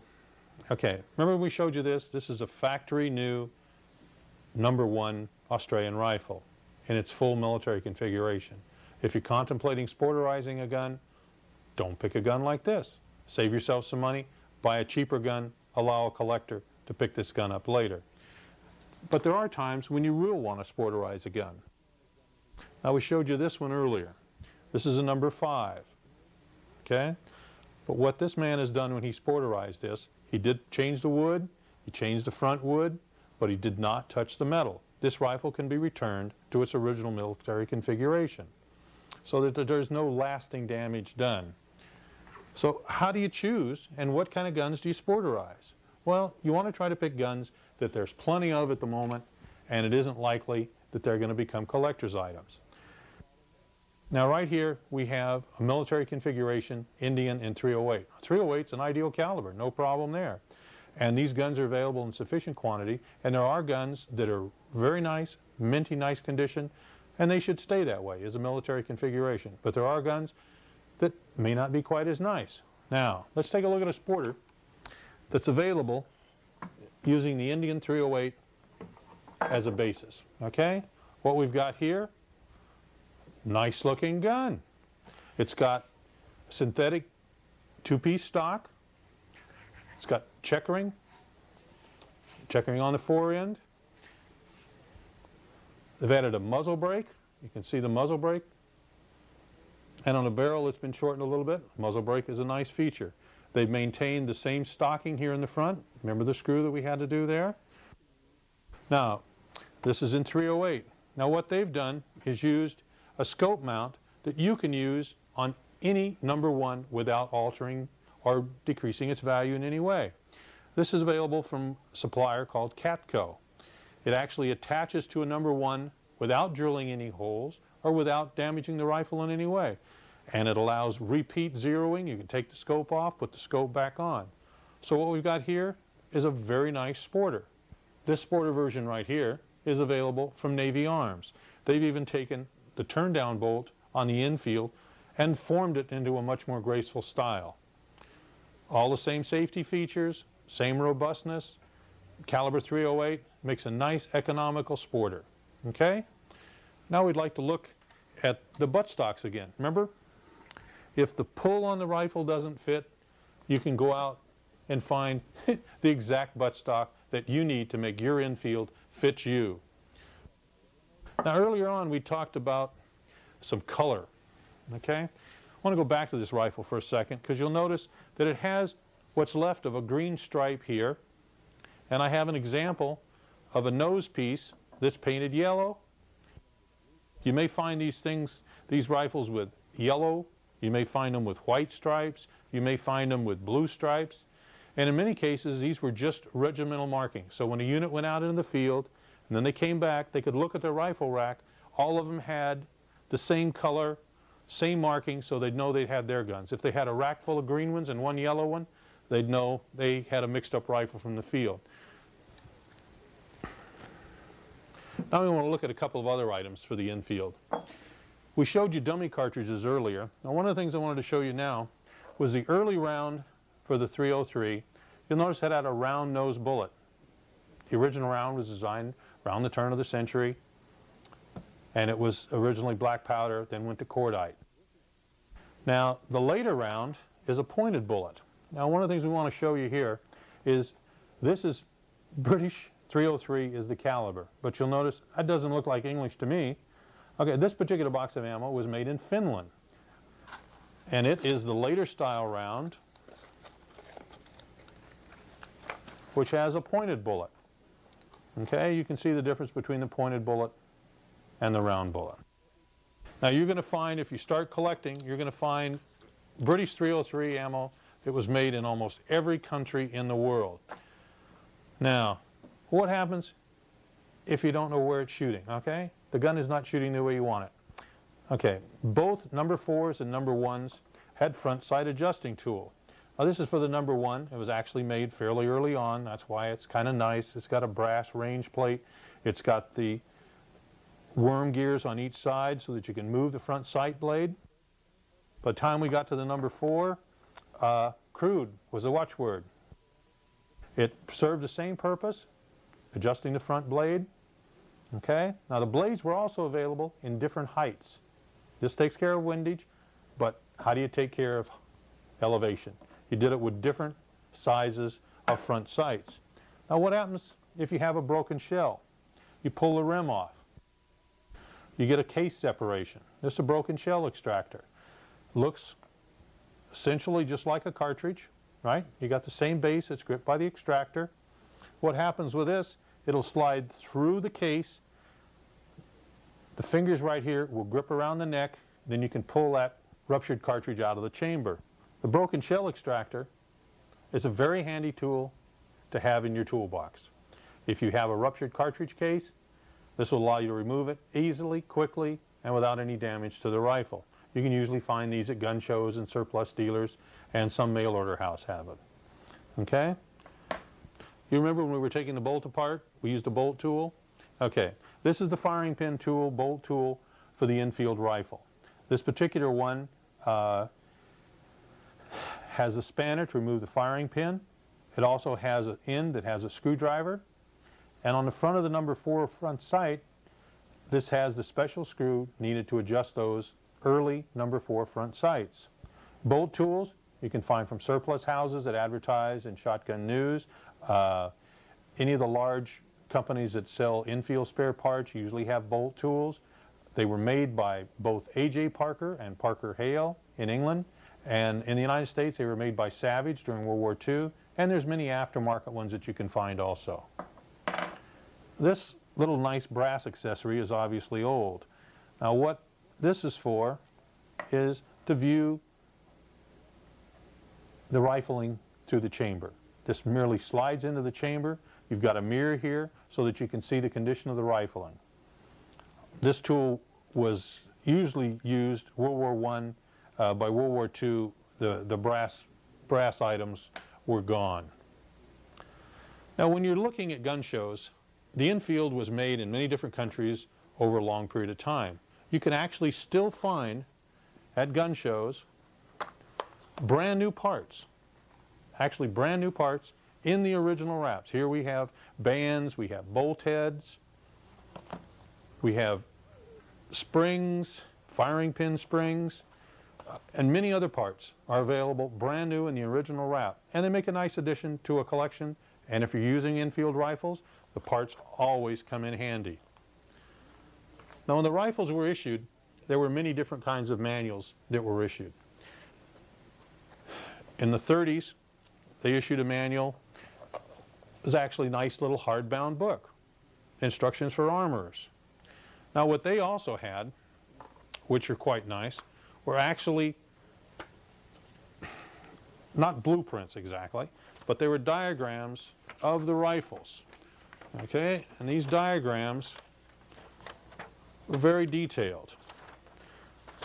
They would show you the dimensions of the rifling, show dimensions of the chamber, show the placement of the pull-through in the butt. You can see the screw. This gave us trouble.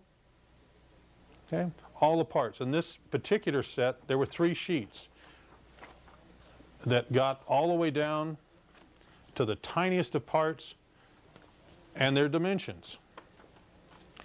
Because in those days, it was expected that an armorer would actually fix a gun. He didn't have anybody to send it to. Okay?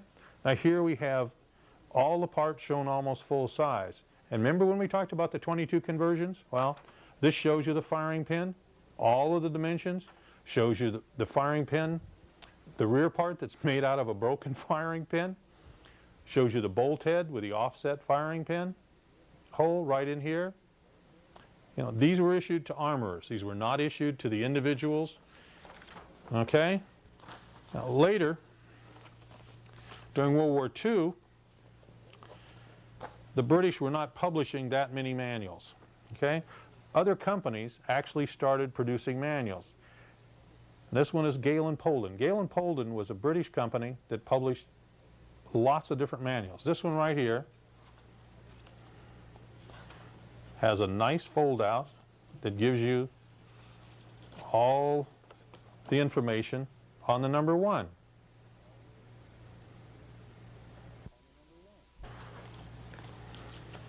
But British manuals in general, you don't find that often. So if you find one and you're interested in collecting, you can get them. This particular manual here is on the bayonet, giving detailed information.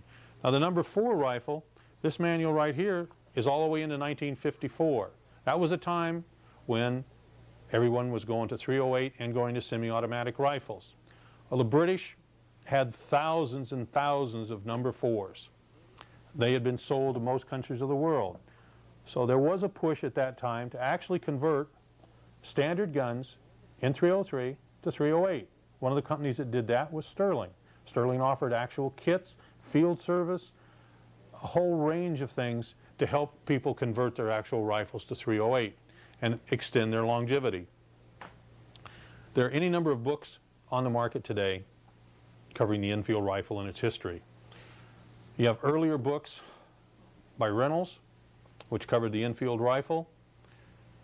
This book is out of print, and you'd have to get it to a specialist book dealer.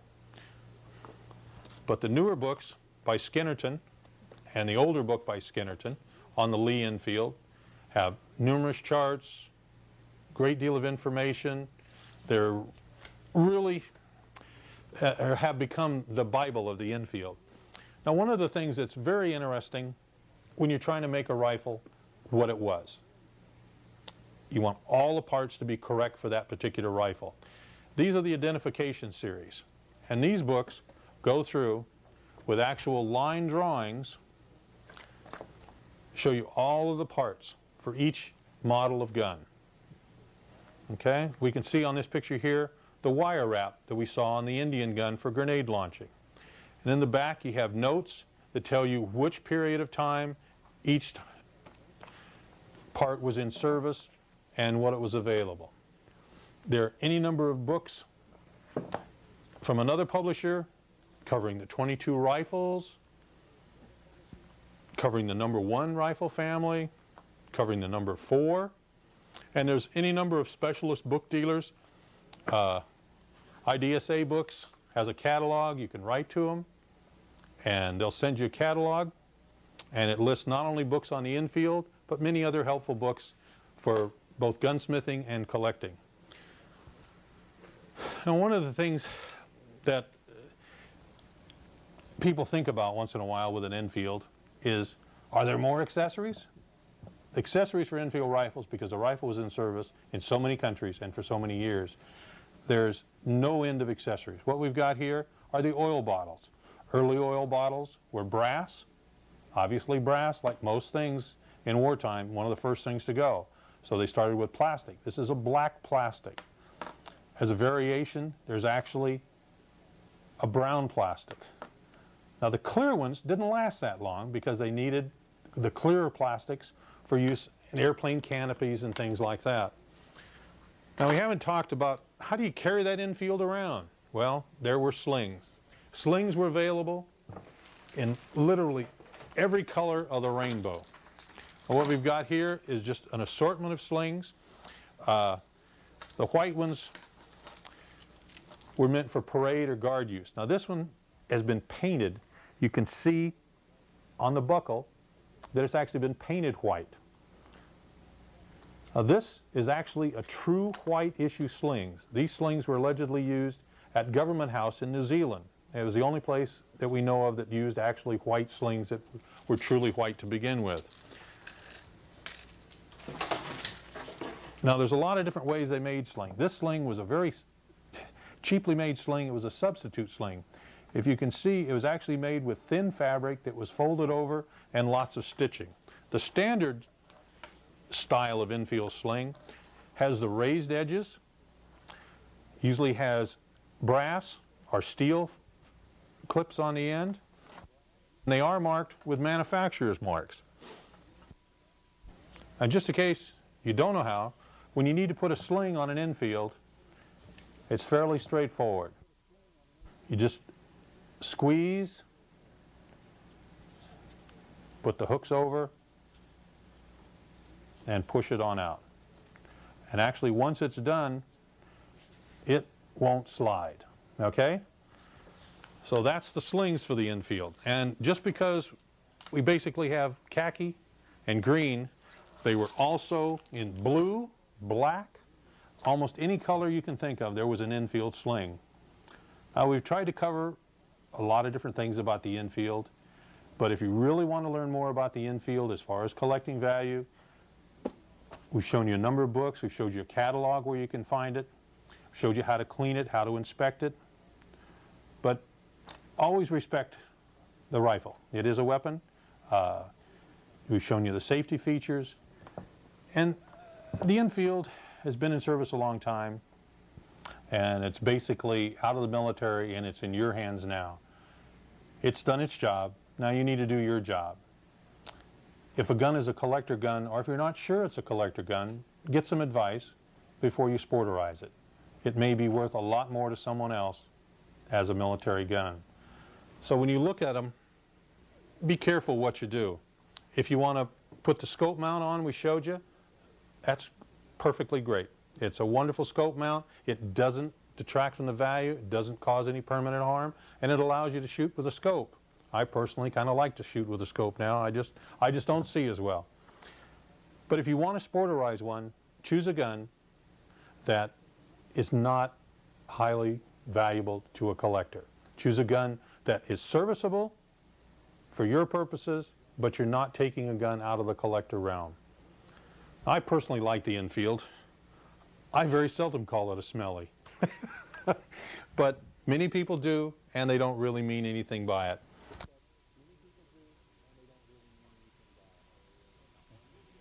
I want to talk a little bit about accuracy. When you see a rifle for the first time, you really can't tell how well it's going to shoot, but there's some things you can look for that'll give you an edge up on whether it's going to shoot good or not. Obviously, you want to look at the overall condition of the rifle. It may surprise you and shoot well even if it's a dog, but you want to take a look at the bore. The cleaner the bore is, the easier it's going to be to see. What you want to look for first is from the muzzle in and from the breech in, you want to look at that shadow line around the rifling. On a rifle that is not worn or has very little wear, the muzzle shadow line when you look at the rifling will be essentially the same as the shadow you see when you look from the breech in. So that shows that the rifling is not worn or rounded off. That's what you really want to look for. Rounded off rifling is not going to deliver the kind of accuracy that you would like. Pits, people get concerned about pits. Pits are kind of like potholes in the road. A little one, your tire doesn't see. A big one, you can really feel it. And a bullet's the same way. A small pit, it's not going to really notice it. Don't relegate a rifle to the scrap heap just because it's got a few pits. The best way to tell if a rifle's going to shoot is to shoot it. But say you've got a gun that's got obviously a bad barrel. You got to make a choice. If it's a real true collector item, you may not want to change the barrel. If you're going to build a shooter, then barrels are available from any number of surplus suppliers that advertise in Shotgun News and Gun List. Now when you get ready to change your barrel, we went through disassembly. You'd strip your gun down to the bare receiver and the bare barrel. You do need a barrel vise, and you do need a receiver wrench. Now you can make a simple receiver wrench, and there's several aftermarket houses that'll probably have Enfield receiver wrenches available shortly. When you take the rifle to the range, you're going to want to shoot it off either a sandbag or a rifle rest. And you probably want to use a scope. Now the scope mount we showed you earlier, we're going to show you how easy it is to install that scope mount a little bit later. Now when you shoot your gun, first time, you're going to get used to the gun. Accuracy, you should be able to easily get a 6-inch group at 200 yards. Now if it doesn't shoot that way, and you've already changed the barrel, what's the next thing you're going to be able to do? That's check the bedding. Now if you're firing a number 1, you remember when we did our disassembly that the barrel has a rigid ring that this screws into. So obviously the barrel is bedded there. In addition, if you remember, under the nose cap we have a spring and a plunger that preloads pressure on the barrel. Okay, so those are the bedding points. What you want to make sure is that it's free floating the rest of the way and that the body is bedded. Now, on the number 4, I've got a bare bottom foreend here to show you some of the things. Now obviously the action sets in this area here that was inletted at the factory. Now what we want to check is where the bearing points are. We can take just a simple piece of paper, slide it under the barrel, and we can slide it this whole length to see where it bears. Now you may find that it bears right in this area of the reinforcement. That was one of the patterns of bedding.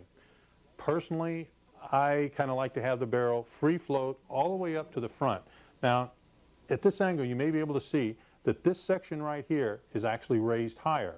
And what that does, it preloads and bears against the end of the barrel.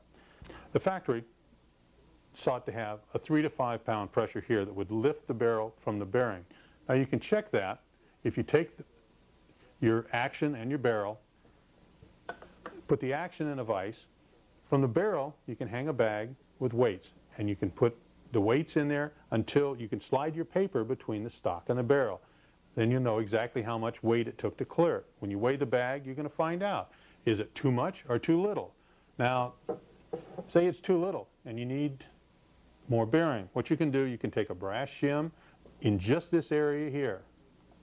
And one of the things you might find at the range is you can actually check this at the range, change your bearing point, find out what's best for the rifle you've got. Normally, bearing here, bearing at the action will give you the best accuracy.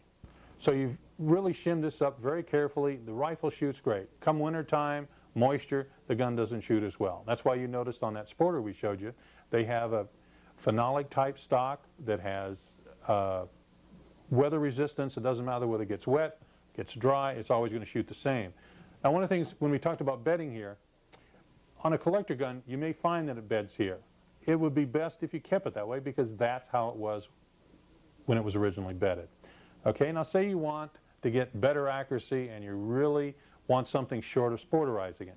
You can obviously glass bed the action, and AGI has a comprehensive video and a complete glass bedding kit that you can get, and it'll give you all the instructions, the detailed instructions you'll need for that. Now if you're going to do a sporter, okay, you may well decide to glass bed it. And obviously you're going to have a shortened stock, so the barrel on a sporter is normally going to be completely free floating, and you're not going to have a top handguard on it. And that'll get you the best possible accuracy out of an Enfield. Now what I'd like to do, I'd like to show you how easy this Catco scope mount is to install. When you get it, it comes in a little plastic bag, and what's really thoughtful is they give you the 2 wrenches for the Allen screw. Now this is made out of aluminum and it's got steel screws. Now this particular one here is a number 1. Now they also offer it for the number 4s and for the Indian 308 guns. And you can see that underneath here there's a lip, okay, and that goes into the back under the receiver bridge or the clip guide. When it goes in, it fits fairly tight. Now this particular one, you heard the snap, it fits pretty tight. Now there's a screw here in the front that helps to lock it here, and there's one in the back. Now once you install this, it's going to maintain at 0. So you could take a scope off this rifle and put it on another rifle. You know, you've not done anything permanent to the rifle. Because those of you who've been around a long time remember that mounting a scope on an Enfield used to be one of those chores you really didn't want to tackle. People drilled them, people welded, people did all kinds of abominations to try to get a scope on it. This is so clean an installation that you could use it on any collectible Enfield, take it out, deer hunt, come back, take the scope out, put it back in your rack, and nobody's ever going to know that you had a scope on it. The installation doesn't interfere with boat movement, doesn't interfere with the sights. You can use the standard safety. And by the way, when we talked about this safety, the safety has that spline shaft which we showed you. Now if you unscrew that all the way and take it off, remember where it came off. So when you reinstall the cam eccentric on the shaft of the safety, it comes back to the right point so that you have the safety in the position where the lever is forward and the eccentric goes through the receiver, so that when the safety's off, you can work the bolt. When the safety's on, it went through all the safety checks that we had. If you don't pay attention to the relationship between the eccentric and the safety shaft, when you take it apart, you're going to have to put it back together. Now, it's about one turn out, but trial and error will get it right back to where it's supposed to be and where it needs to be to install in the gun. That about covers it on accuracy. Now, obviously, an Enfield is not a bench rest rifle. It was designed as a military rifle, and it has the standard accuracy that you can expect from any military rifle. Okay. There's no end to the trivia or memorabilia that you can find on the Enfield rifle. Not one video, not one book will cover it all. You can dig into it as deep as you want to. There's lots of books, lots of sources of information. I personally like the Enfield. I hope you do too. And we'll see you on the next video. For more information about Enfields,